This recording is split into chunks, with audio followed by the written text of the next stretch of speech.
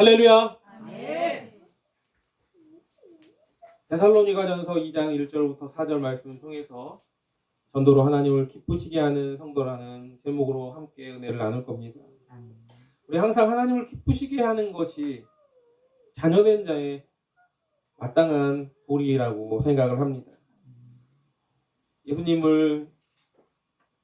하나님을 기쁘시게 하셨고 또 바울도 하나님을 기쁘시게 했으며 또한 구원받은 많은 성도들이 하나님을 기쁘시게 하는 성도가 되었다는 걸 잊지 마시기 바랍니다. 그로 말미암아 하나님을 기쁘시게 함으로 말미암아 또한 받아 누리는 많은 것들이 또한 있었음을 우리는 또한 고백합니다. 하나님을 기쁘시게 하는 것이 성경에 나온 유명한 인물들 같이 특정한 사람만이 하나님을 기쁘시게 하는 것이 아니라는 겁니다. 하나님을 기쁘시게 하는 자는 정말로 이름 없이 빚도 없이 묵묵하게 자기의 위치에서 정말로 학식이나 명예가 있어서가 아니라 돈이 많아서가 아니라 어떤 권세를 누리는 자가 아니라 아주 평범한 어린아이 같은 작은 믿음을 가지고라도 주님만을 바라보며 주님이 원하시는 길을 가는 사람, 그들이 바로 하나님을 기쁘시게 하는 성도일 줄 믿습니다. 아멘. 오늘 저와 여러분은 그러한 하나님의 자녀일 줄 믿습니다. 그러면 우리가 하나님을 기쁘시게 하는 일이 무엇이 있을까? 어떤 학자가 7가지의 이야기를 했습니다. 그 첫 번째가 하나님은 정직한 사람의 기도를 기뻐하신다라고 말합니다. 두 번째는 하나님과 화목되기를 기뻐하신다. 또한 하나님은 죄인의 회개를 기뻐하신다. 또 하나님은 성도들의 감사를 기뻐하신다. 또 하나님은 거룩한 예배를 기뻐하시고 또한 향기로운 예물을 기뻐하신다. 그리고 마지막으로 하나님은 성도들의 전도를 기뻐하십니다. 골로새서 4장 2절부터 3절에 보니까 이런 말씀이 있습니다.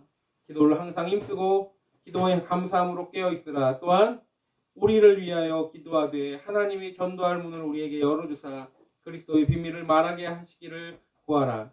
내가 이것을 인하여 매임을 당하였노라 라고 그렇게 말씀하고 있습니다. 그래서 우리에게 주신 명령이기 때문에 디모데 후서 4장 2절에는 이렇게 말합니다. 너는 말씀을 전파하라. 때를 얻든지 못 얻든지 항상 힘쓰라. 범사에 오래 참음과 가르침으로 경책하며 경계하며 권하라 라고 말하고 있습니다. 그게 바로 하나님을 기쁘시게 하는 전도의 모습입니다. 사람들이 교회를 나오는 이유에 대해서 뭐라고 말하느냐? 왜 나옵니까? 여러분, 교회를 왜 나올까요? 이 세상의 좋은 소식을, 이 세상의 어떤 유명한 일들, 뭐 어떤 연예인의 콘서트나 뭐 어떤 많은 어떤 유명한 이들이 강연하는 그런 데도 찾아갈 수 있습니다. 지식을 얻기 위해서는 학교를 가야 되죠. 이곳에서 지식을 얻기 위해서나 아니면 어떤 세상 돌아가는 소식을 듣기 위해서 오는 것이 결코 아니라는 겁니다. 유일한 길, 오직 예수 그리스도만이 유일한 구원의 길임을 믿고 알기 때문에 그분 앞에 그것이 감사하여 예배드리기 위해서 영광 돌리기 위해서 찬양을 하기 위해서 모이는 것이 바로 교회임을 잊지 마시기 바랍니다. 만약에 구원의 길이 저 석가에게, 공자에게 또 저 어떤 다른 종교에 있다면 우리가 이 자리에 나와 있을 이유는 없다는 겁니다. 아무나 믿어도 되는 거예요. 만약에 모든 종교에 구원이 다 있다면 우리는 정말로 갈등 없이 살 수 있을 겁니다. 그러나 성경은 이렇게 말합니다. 오직 한 길밖에 없다고. 사도행전 4장 12절에 뭐라고 말합니까? 다른 이로서는 구원을 받을 수 없나니 천하 사람 중에 구원을 받을 만한 다른 일을 우리에게 주신 일이 없음이라고 말씀하고 있습니다. 아멘. 또 예수님이 친히 이렇게 말씀하셨어요. 요한복음 14장 6절에 내가 곧 길이요 진리요 생명이니 나로 말미암지 않고는 아버지께로 올 자가 없느니라. 아멘. 만약에 구원의 길이 다른 길이 있었다면 우리가 전도할 필요는 없는 겁니다. 그러나 한 길밖에 없기 때문에 우리가 그 복된 소식을 증거해야 될 줄 믿습니다. 아멘. 세상에는요, 정말로 내가 어디를 가야 될지 알지 못하고 갈 바를 알지 못하는 많은 영혼들이 방황하고 헤매이고 있다는 겁니다. 여러분, 우리가 그들을 바라보는 마음이 어떤 마음이어야 되느냐? 긍휼히 여기는 마음이어야 됩니다. 안타까운 마음, 정말 불쌍한 마음. 그런 마음을 가져야 그들을 구원할 수 있는, 그들에게 전도할 수 있는 그런 전도자가 되는 겁니다. 전도는 사랑인 거예요. 긍휼히 여기는 그 마음을 가진 사랑. 전도는 하나님을 사랑하는 것이고 동시에 죽어가는 그 영혼들을 천국으로 인도하기 위해 그 영혼을 불쌍히 여기고 사랑하는 마음을 가져야 됨을 잊지 마시기 바랍니다. 아멘. 성경에 큰 두 가지 핵심 주제가 있죠. 한 가지로 말하면 사랑인데 그걸 두 가지로 나누면 하나님 사랑, 이웃 사랑입니다. 하나님을 사랑하고 이웃을 사랑하는 것을 모두 만족시킬 수 있는 게 뭐냐? 바로 영혼을 구원시키는 일임을 잊지 마시기 바랍니다. 아멘. 그 예전에 이런 공사장 근처에 가면 이런 말이 써 있습니다. 안전 아무리 강조해도 지나치지 않습니다. 전도도 마찬가지입니다. 전도 아무리 강조해도 지나치지 않는 겁니다. 제가 예전에 하나님의 사랑에 대한 설교를 하기 전에, 그러니까 그때가 이제 1999년도였는데 제가 다른 지역에 갔다가 쉬는 날이었어요. 쉬는 날이어가지고 다른 지역에 이제 강릉으로 갔다가 바닷가를 보고 돌아오는 길인데 그날이 마침 수요일이었어요. 수요 예배를 드리러 가야 되는데 그때 당시 이제 교육전도사는 수요 예배를 무조건 들어야 됐습니다. 금요 예배도 요즘이야 뭐 주말에 가시는 분도 있지만 무조건 가야 됐어요. 막 가고 있는데 목사님한테 전화가 온 거예요. 목사님이 오늘 수요 예배를 못 드리시니 와서 설교를 하라는. 그때는 무조건 예라고밖에 대답할 수 없었어요. 돌아오는 차 안에서 설교를 작성을 하는 거예요. 그때가 처음으로 그 교회 강단에 서는 때였어요. 전도사들을 이제 학생 예배만 이제 설교를 하지 보통 교육 전도사가 단위에 쓸 이유는 거의 없기 때문에 수요 예배를 쓰게 되는 거예요.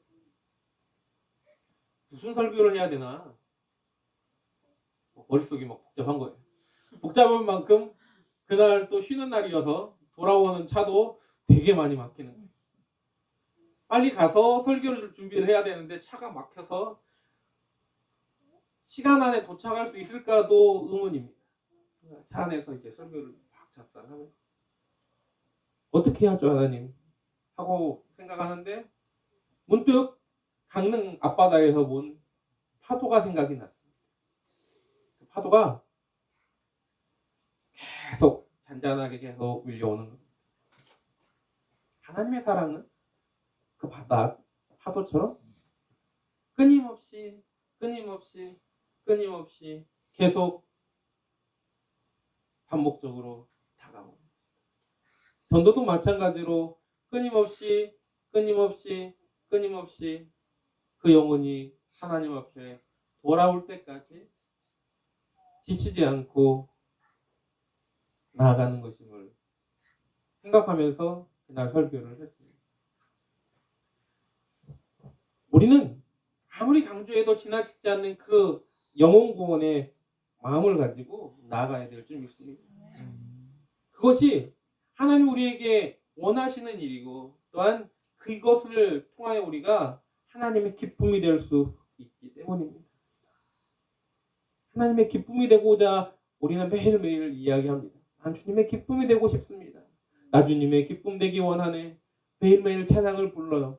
그런데 정작 그 기쁨에 대한 기쁨으로 하나님을 기쁘시게 하고자 하는 그 행동을 하고 있는 이가 얼마나 많으냐? 의외로 적다라는 겁니다. 때를 얻든지 못 얻든지 우리가 해야 될 일을 감당하며 나아가는 자가 되어야 될 줄 믿습니다. 그것이 우리에게 오늘 하나님의 말씀을, 복음을 증거하는 일임을 잊지 마시기 바랍니다. 모든 사람이 어떻게 해요? 구원을 받을 수 있는 진리에 이룰 수 있도록 바울이 끊임없이 밤낮 없이 한 영혼을 위해서 나아갔던 것처럼 매를 맞으면서 그 험난한 고생을 하면서 나아갔던 것처럼 자기 생명을 조금도 귀한 것으로 여기지 않았던 것처럼 우리가 그 길을 걸어가야 될 줄 믿습니다. 우리가 때때로 목회자들도 하기 싫을 때가 있어요. 뭐가 하기 싫으냐? 어떠한 일에 대해서 막 성도들한테 설교를 할 때 듣기 싫은 말들, 막 뭐 하지 마라, 그리고 이거 해라 하면서 성도들이 듣기 싫어하는 말을 해야 될 때가 있습니다. 또 어떤 목회자들은 성도들의 입맛에 맞는 좋은 말을 하고자 할 때가 있어요.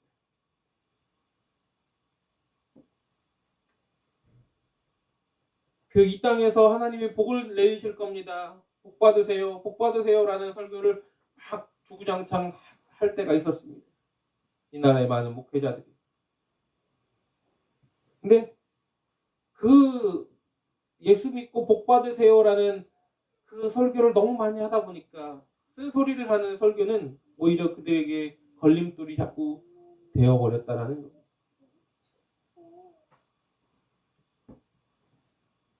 예수 믿고 무조건 다 복 받으면, 그럼 예수 믿고 복 받지 못한 사람들은 그러면 어떤 사람이 되는 것인가? 어렵고 힘들면 그 예수 믿고 잘못 믿어서 그래요. 누군가가 그 아들이 병에 걸렸으면 야, 교회 잘 안 다녀서 그렇구나. 또 만약에 교회를 진짜 열심히 다니는데 누군가 아프고 아니면 병이 났다. 아니면 사업이 잘 안 된다. 그러면 뭔가 문제가 있든지 아니면 교회는 잘못된 곳이야 라고 착각할 수가 있는 거죠. 그러나 그것이 아니라는 걸 우리는 반드시 알아야 될 줄 믿습니다. 이 땅에 교회들이 그렇게 해서 부흥 성장을 했는데 예수 믿으면 복 받는다고. 그러나 지금 그것이 큰 걸림돌이 되어가지고 교회가 마이너스 성장을 하고 있는 이유가 되고 있지 않습니까? 뭘 가르쳐야 되느냐? 온전한 걸 가르쳐야 되는 겁니다. 목회자들이 항상 그것을 염두에 두고 가야 되는 거예요. 쓴소리 할 때 그렇게 좋지 않습니다. 남한테 쓴소리 하는 걸 좋아하는 사람은 그렇게 없습니다. 그런데 그 쓴소리를 하는 것이 때때로 필요할 때가 있다라는 겁니다. 복음을 증거할 때도 마찬가지입니다. 그가 목회자가 선포를 할 때 인간이 얼마나 잘못된 타락한 모습을 가지고 있느냐, 성도들이 이 땅에서 얼마나 잘못된 삶을 살고 있는지에 대한 이야기들을 해야 될 때가 있습니다. 근데 그걸 못해요. 왜? 상처받을까 봐. 굶으면 도려내야 됩니다. 안 도려내면 그냥 가만히 덮어만 두면 그 안에서 굶어서 더 큰 병을 일으키게 되는 거예요. 예전에 군대 있을 때 그랬대잖아요. 동아지 병이 걸렸다. 근데 그 안에서 썩어 들어가는 거예요. 그걸 그냥 겉에서만 상처 약 바르고 이러면 안 되고 거기를 도려내야 되는 거예요. 그 안에를 살을 끄집어내서 빨간 피가 나올 때까지 이렇게 도려내야 그래야 나중에 그게 새살이 돋는 거죠. 정말 아파요. 정말 아픈데 마취도 시키지 않고 그냥 도려내는 거예요. 그리고 쩔뚝쩔뚝하면서 또 훈련을 받아요. 그 도려내는 그 아픔을 안 가지려고 안 하면 나중에 그 병 때문에 다리를 절단할 수도 있습니다. 굉장히 심한 거예요. 그래서 안 잘라내려면 생사를 도려내야 되는 거예요. 마찬가지입니다. 우리가 하나님의 말씀 안에서 제대로 온전하게 서기 위해서는 생사를 도려내는 그런 아픔도 분명히 있다는 걸 알아야 됩니다. 지난번에 말씀을 드린 것 중에 하나가 뭐냐면 죄가 하나님께서는 용서하셨을지라도 그 죄에 대한 대가는 우리가 치를 수 있어야 되는 겁니다. 치르게 되어 있습니다. 내가 잘못한 것에 대한 어떤 결과물의 대가를 분명히 치러야 되는 거죠. 그걸 안 치르려고 하면 그걸 덮어놓으면 결국엔 그건 뭐예요? 자꾸 나중에 나에게 자꾸 걸림돌이 됩니다. 자꾸 일어나는 거예요. 분냄이 또한 남을 미워하는 마음이 자꾸 내 고집이 아집이 자꾸 나에게 걸림돌이 되는 겁니다. 옛사람을 벗어버려야 될 이유가 있는데 그걸 벗어버리기 위해서는 큰 고통이 필요하다는 것, 결단이 필요하다는 걸 잊지 마시기 바랍니다.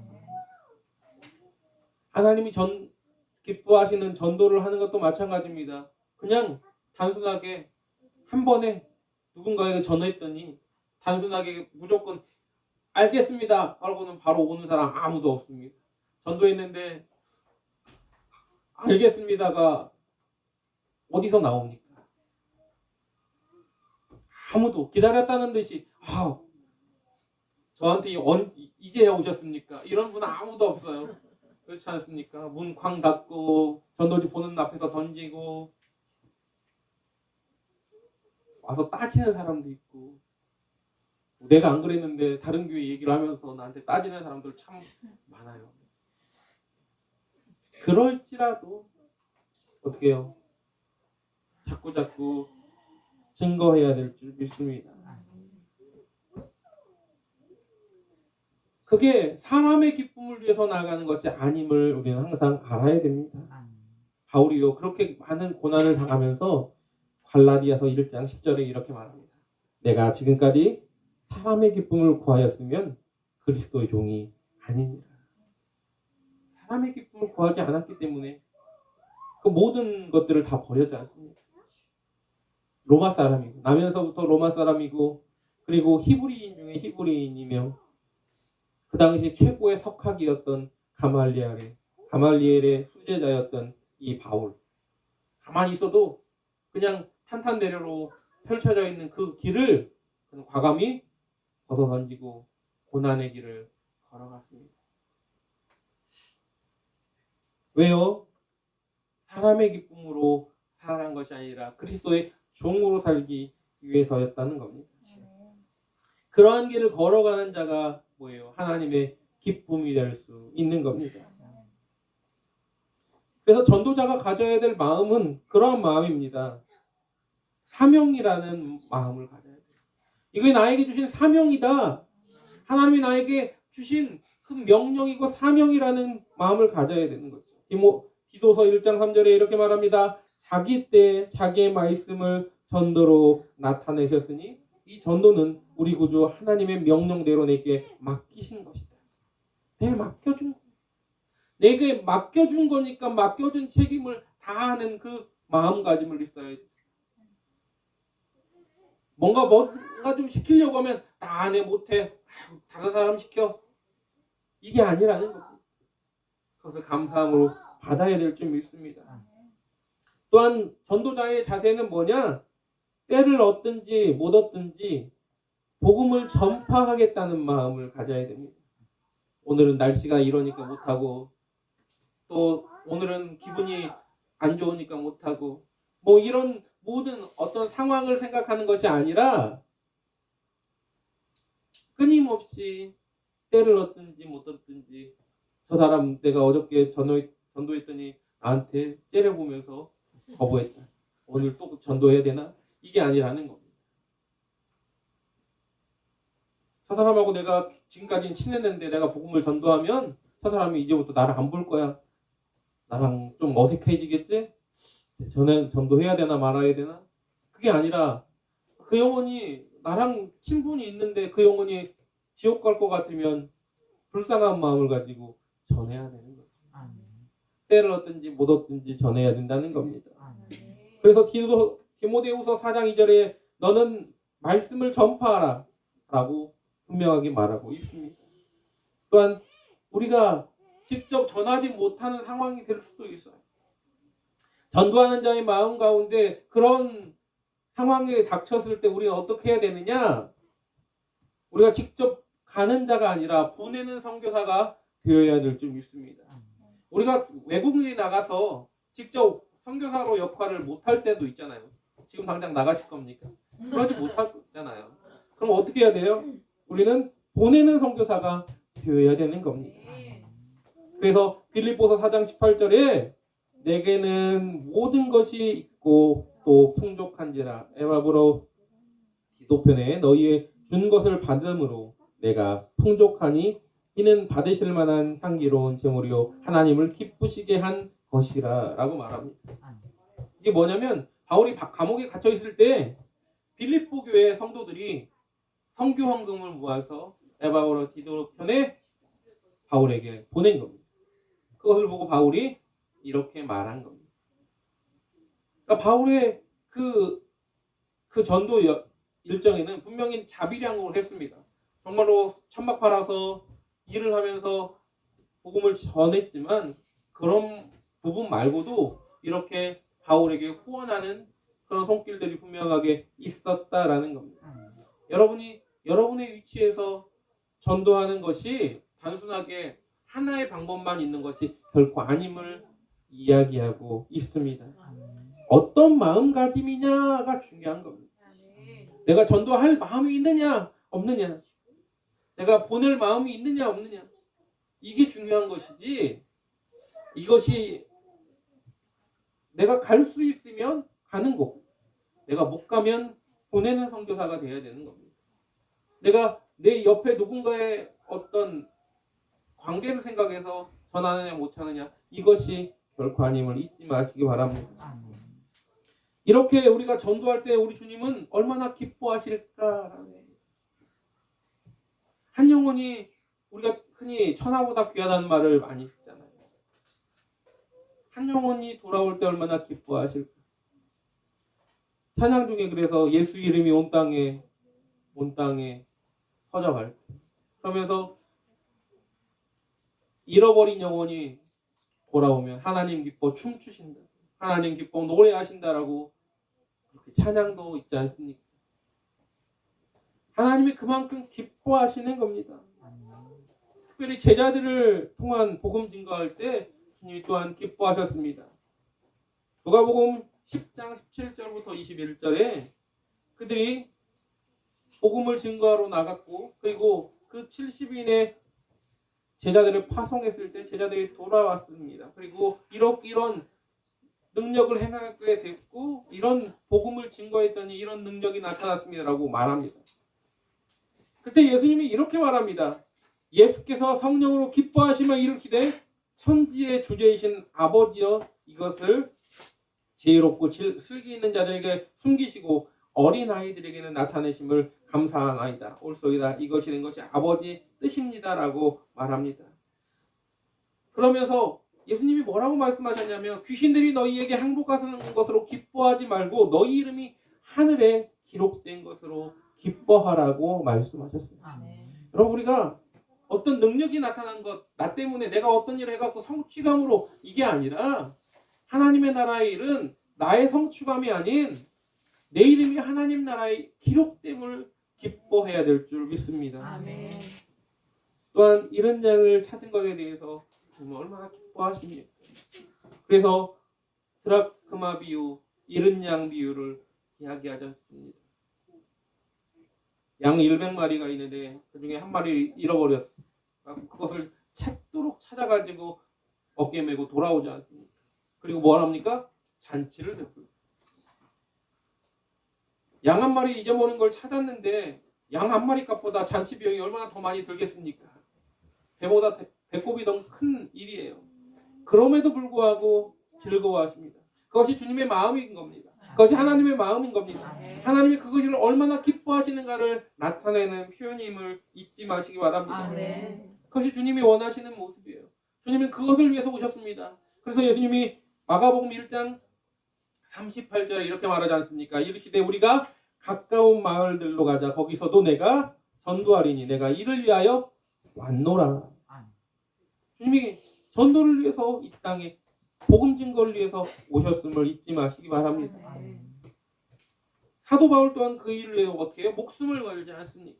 그래서 내가 달려갈 길과 주 예수께 받은 사명 곧 하나님의 은혜의 복음 증거하는 일을 마치려 하면은 나의 생명조차 조금도 귀한 것으로 여기지 아니하노라. 그게 우리가 복음을 증거하는 자의 자세인 겁니다. 무엇보다 주님이 우리에게 마지막으로 명령하셨죠. 온천에 다니며 만민에게 복음을 전파하라. 성령이 너희에게 임하시면 너희가 권능을 받고 예루살렘과 온 유다와 사마리아 땅끝까지 이르러 내 증인이 되리라. 하늘과 땅의 모든 것을 내게 주셨으니 너희는 가서 모든 민족으로 제자를 삼아 아버지와 아들과 성령의 이름으로 세례를 주고 내가 내게 분부한 모든 것을 가르쳐 지키게 하라. 이렇게 말씀하셨지 않습니까? 여러분, 우리 그러한 믿음의 증거자입니다.